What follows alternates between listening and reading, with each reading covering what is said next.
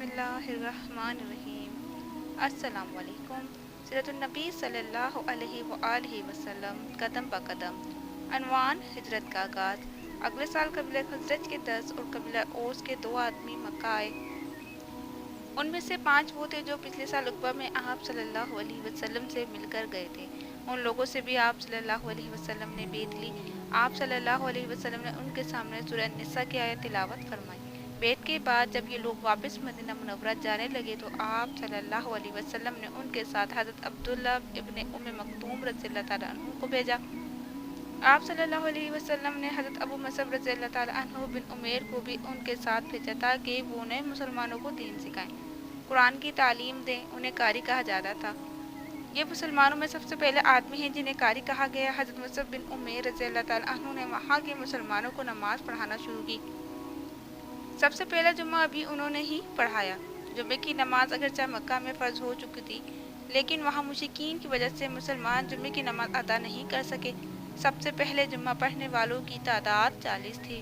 حضرت مصعب بن عمیر رضی اللہ تعالیٰ عنہ نے مدینہ منورہ میں دین کی تبلیغ شروع کی تو حضرت سعد بن معاذ اور ان کے چچا زاد بھائی حضرت اسید بن حضیر رضی اللہ تعالیٰ عنہ ان کے ہاتھ پر مسلمان ہو گئے۔ ان کے اسلام لانے کے بعد مدینہ میں اسلام اور تیزی سے پھیلنے لگا۔ اس کے بعد حضرت مصعب بن عمیر رضی اللہ تعالیٰ عنہ حج کے دنوں میں واپس مکہ پہنچے۔ مدینہ منورہ میں اسلام کی کامیابی کی خبر سن کر آپ صلی اللہ علیہ وسلم بہت خوش ہوئے۔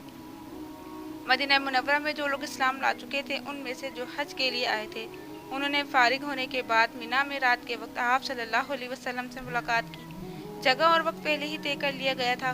ان لوگوں کے ساتھ چونکہ مدینہ سے مشرک لوگ بھی آئے ہوئے تھے اور ان سے اس ملاقات کو پوشیدہ رکھنا تھا، اس لیے یہ ملاقات رات کے وقت ہوئی۔ یہ حضرات کل 73 مرد اور 2 عورتیں تھیں۔ ملاقات کی جگہ عقبہ کی گھاٹی تھی۔ وہاں ایک ایک دو دو کر کے جمع ہو گئے۔ اس مجمع میں 11 آدمی قبیلہ اوس کے تھے۔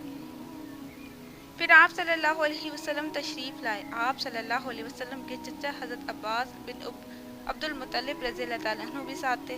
ان کے علاوہ آپ صلی اللہ علیہ وسلم کے ساتھ کوئی نہیں تھا۔ حضرت عباس رضی اللہ تعالیٰ عنہ بھی اس وقت تک مسلمان نہیں ہوئے تھے۔ اس وقت آپ صلی اللہ علیہ وسلم گویا اپنے چچا کے ساتھ آئے تھے تاکہ اس معاملے کو خود دیکھیں۔ ایک روایت کے مطابق اس موقع پر حضرت ابو بکر صدیق رضی اللہ تعالیٰ عنہ اور حضرت علی رضی اللہ تعالیٰ عنہ بھی ساتھ آئے تھے۔ سب سے پہلے حضرت عباس رضی اللہ تعالیٰ عنہ نے ان کے سامنے تقریر کی۔ انہوں نے کہا، تم لوگ جو عہد و پیمان ان رسول اللہ صلی اللہ علیہ وسلم سے کرو اس کو ہر حال میں پورا کرنا۔ اگر پورا نہ کر سکو تو بہتر ہے کہ کوئی عہد و پیمان نہ کرو۔ اس پر ان حضرات نے وفاداری نبھانے کے وعدے کیے۔ تب نبی اکرم صلی اللہ علیہ وسلم نے ان سے ارشاد فرمایا، تم ایک اللہ کی عبادت کرو اور اس کے ساتھ کسی کو شریک نہ ٹھہراؤ۔ اپنی ذات کی حد تک ہی کہتا ہوں کہ میری حمایت کرو اور میری حفاظت کرو۔ اس موقع پر ایک انصاری بولے، اگر ہم ایسا کریں تو ہمیں کیا ملے گا؟ آپ صلی اللہ علیہ وسلم نے ارشاد فرمایا، اس کے بدلے تمہیں جنت ملے گی۔ اب وہ سب بول اٹھے، یہ نفع کا سودا ہے، ہم اسے ختم نہیں کریں گے۔ اب ان سب نے نبی صلی اللہ علیہ وسلم سے بیعت کی، حضور صلی اللہ علیہ وسلم کی حفاظت کا وعدہ کیا۔ حضرت برا بن معرور رضی اللہ تعالیٰ عنہ نے کہا، ہم ہر حال میں آپ صلی اللہ علیہ وسلم کا ساتھ دیں گے، آپ صلی اللہ علیہ وسلم کی حفاظت کریں گے۔ حضرت برا بن معرور رضی اللہ تعالیٰ عنہ یہ الفاظ کہہ رہے تھے کہ ابو الہیثم بن التحان رضی اللہ تعالیٰ عنہ بول اٹھے، چاہے ہم پیسے کو محتاج ہو جائیں اور چاہے ہمیں قتل کر دیا جائے، ہم ہر قیمت پر آپ صلی اللہ علیہ وسلم کا ساتھ دیں گے۔ اس وقت حضرت عباس رضی اللہ تعالیٰ عنہ بولے، ذرا آہستہ آواز میں بات کرو، کہیں مشرک آواز نہ سن لیں۔ اس موقع پر ابو الہیثم رضی اللہ تعالیٰ عنہ نے عرض کیا، اے اللہ کے رسول صلی اللہ علیہ وسلم، ہمارے اور یہودیوں کے درمیان کچھ معاہدے ہیں، اب ہم ان کو توڑ رہے ہیں۔ ایسا تو نہیں ہوگا کہ آپ صلی اللہ علیہ وسلم ہمیں چھوڑ کر مکہ آ جائیں؟ یہ سن کر آپ صلی اللہ علیہ وسلم مسکرائے اور فرمایا، نہیں، بلکہ میرا خون اور تمہارا خون ایک ہے۔ جس سے تم جنگ کرو گے اس سے میں جنگ کروں گا اور جسے تم پناہ دو گے اسے میں پناہ دوں گا۔ پھر آپ صلی اللہ علیہ وسلم نے ان سے 12 آدمی الگ کیے۔ یہ 9 خزرج میں سے اور 3 اوس میں سے تھے۔ آپ نے ان سے فرمایا، تم میرے جانصار ہو، میرے نقیب ہو۔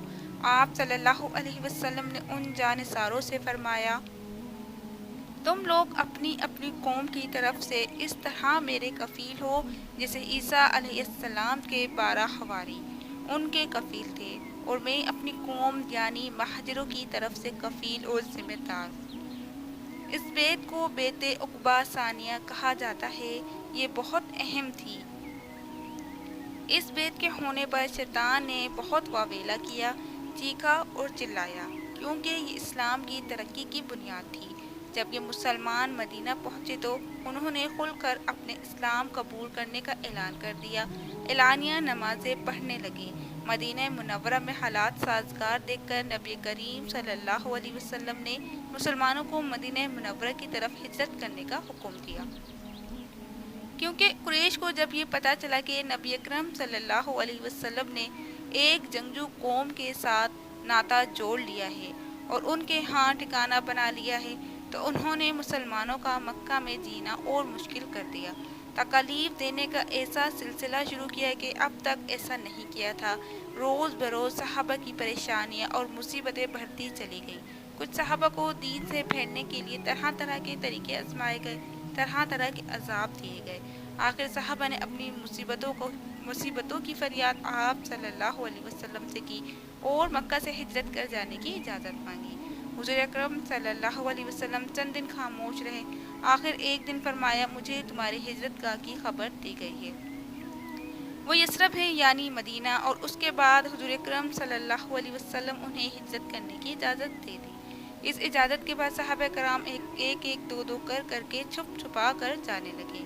مدینہ کی طرف روانہ ہونے سے پہلے نبی اکرم صلی اللہ علیہ وسلم نے اپنے صحابہ کے درمیان بھائی چارہ فرمایا، انہیں ایک دوسرے کا بھائی بنایا۔ مثلاً حضرت ابوبکر صدیق رضی اللہ تعالیٰ عنہ اور حضرت عمر رضی اللہ تعالیٰ عنہ کے درمیان بھائی چارہ فرمایا۔ اسی طرح حضرت حمزہ رضی اللہ تعالیٰ عنہ کو حضرت زید بن حارثہ رضی اللہ تعالیٰ عنہ کا بھائی بنایا۔ حضرت عثمان رضی اللہ تعالیٰ عنہ کو حضرت عبد الرحمن بن عوف کا بھائی بنایا۔ حضرت عبادہ بن صامت رضی اللہ تعالیٰ عنہ اور حضرت بلال رضی اللہ تعالیٰ عنہ کے درمیان حضرت مصعب بن عمیر رضی اللہ تعالیٰ عنہ اور حضرت سعد بن ابی وقاص کے درمیان حضرت ابو عبیدہ بن الجراح رضی اللہ تعالیٰ عنہ اور حضرت ابو حذیفہ رضی اللہ تعالیٰ عنہ کے غلام حضرت سالم رضی اللہ تعالیٰ عنہ کے درمیان حضرت سعید بن زید رضی اللہ تعالیٰ عنہ اور حضرت طلحہ بن عبید رضی اللہ تعالیٰ عنہ کے درمیان، اور حضرت علی رضی اللہ تعالیٰ عنہ کو خود اپنا بھائی بنایا۔ مسلمانوں میں سے جن صحابہ نے سب سے پہلے مدینہ کی طرف ہجرت کی وہ رسول اکرم صلی اللہ علیہ وسلم کے پھوپھی زاد بھائی حضرت ابو سلمہ عبداللہ بن عبداللہ مخزومی رضی اللہ تعالیٰ عنہ ہیں۔ انہوں نے سب سے پہلے تنہا جانے کا ارادہ فرمایا۔ جب یہ حبشہ سے واپس مکہ آئے تھے تو انہیں سخت تکالیف پہنچائی گئی تھی، آخر انہوں نے واپس حبشہ جانے کا ارادہ کر لیا تھا، مگر پھر انہیں مدینہ کے لوگوں کے مسلمان ہونے کا پتہ چلا تو یہ رک گئے اور ہجرت کی اجازت ملنے پر مدینہ روانہ ہوئے۔ مکہ سے روانہ ہوتے وقت یہ اپنے اونٹ پر سوار ہوئے اور اپنی بیوی ام سلمہ رضی اللہ تعالیٰ عنہا اور اپنے دودھ پیتے بچے کو بھی ساتھ سوار کر لیا۔ جب ان کے سسرال والوں کو پتہ چلا تو وہ انہیں روکنے کے لیے دوڑے اور راستے میں جا پکڑا، ان کا راستہ روک کر کھڑے ہو گئے۔